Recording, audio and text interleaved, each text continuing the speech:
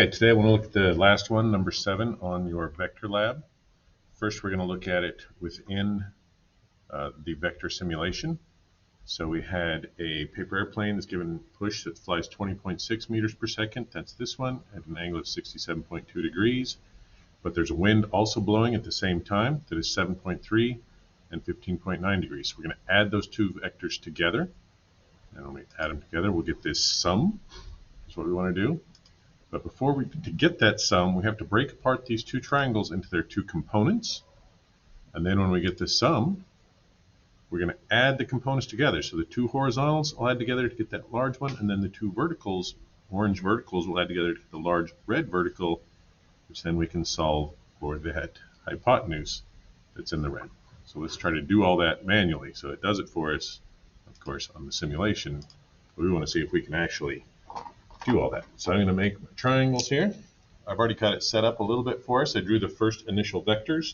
And now what we want to do is we want to break these two vectors apart. Okay, so we got to break it apart in those two components. We'll just call this number 1. Okay, so this is number 1. So this is going to be x in the one direction, or 1 in the x direction, sorry. And this is going to be the y. And then we also have to do it to this one here. So we'll just call him number 2. So this is x2 and y2. We want to solve both of those things. So let's start with number 1 here. So number 1, we have this component. We got to break it into its two parts. We have the sine and cosine. Sine is the opposite, cosine is the adjacent. So sine will go with the y. So the sine of the angle is equal to the opposite over the hypotenuse. Okay, but we want the opposite side. So the sine of the angle is equal to the opposite over the hypotenuse. In our case, it's going to be the sine of the angle is the opposite, which is y1 over the hypotenuse here. Let's leave this h for now. But we're going to rearrange that because we're solving for y1. So when we do these things, we're always rearranging these. And so my y1 is going to be the hypotenuse times the sine of the angle. We're going to do the same with the x, okay, but now with the x, it's the cosine, but we're going to end up the same thing. x1 is equal to the hypotenuse times the cosine of the angle. And we can go through the same setup. Cosine of the angle is adjacent over hypotenuse.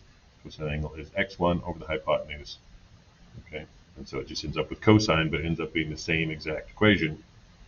So now we can say that y1 is the hypotenuse, 20.6, times the sine of the angle, 67.2. And then the x component is going to be the hypotenuse, 20.6, times the cosine of 67.2. And that's where we can get our calculator out to help us out here. Make sure you're always in degrees. Okay, which we are. That's where we're going to go 20.6 sine of 67.2. And then we're going to go 20.6 cosine of 67.2. We're going to get 18.99. We're just going to call that 19, and 7.98, we're just going to call that 8. This is equal to 19. This is equal to 8.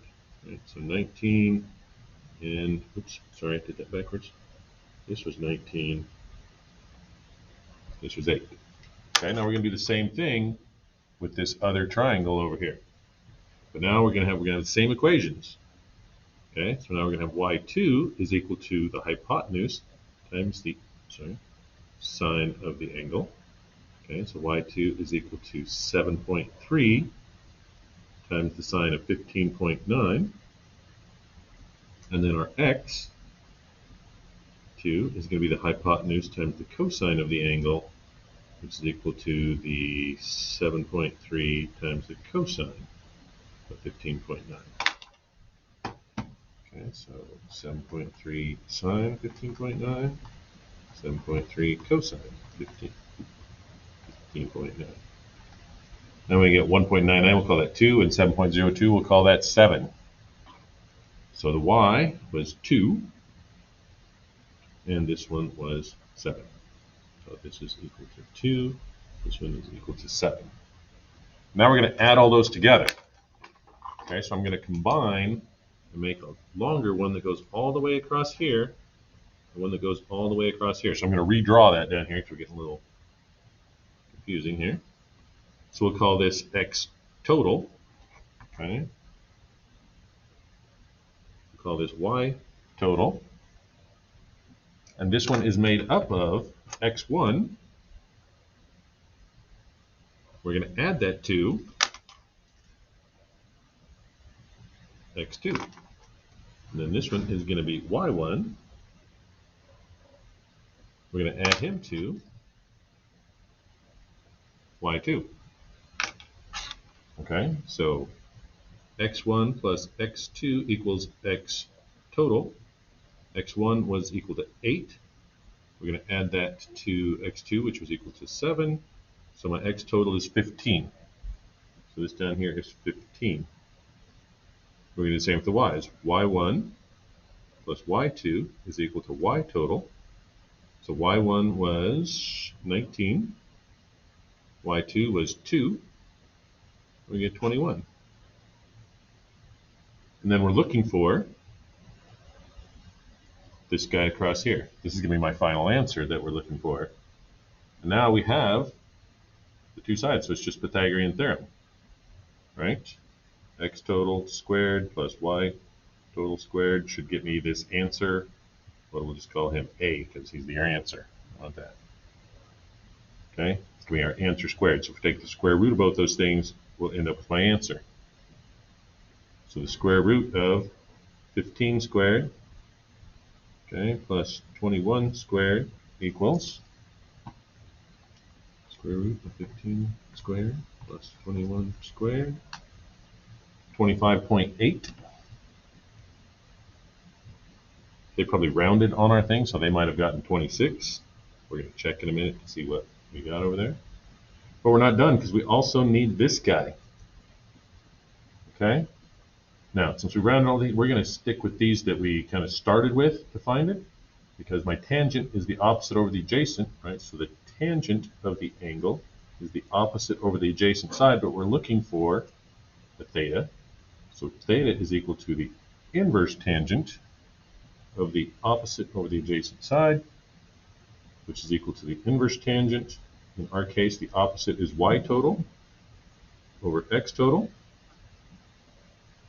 okay, which is equal to the inverse tangent of y total was 21, x total was 15.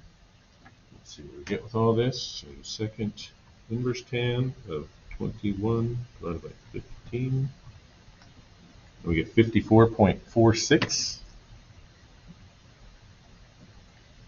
degrees.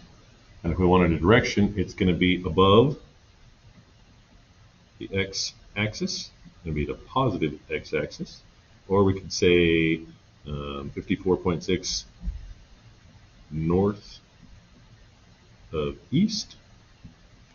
Okay, anything like that. Since we're doing the xy axis, I'd probably do the top one.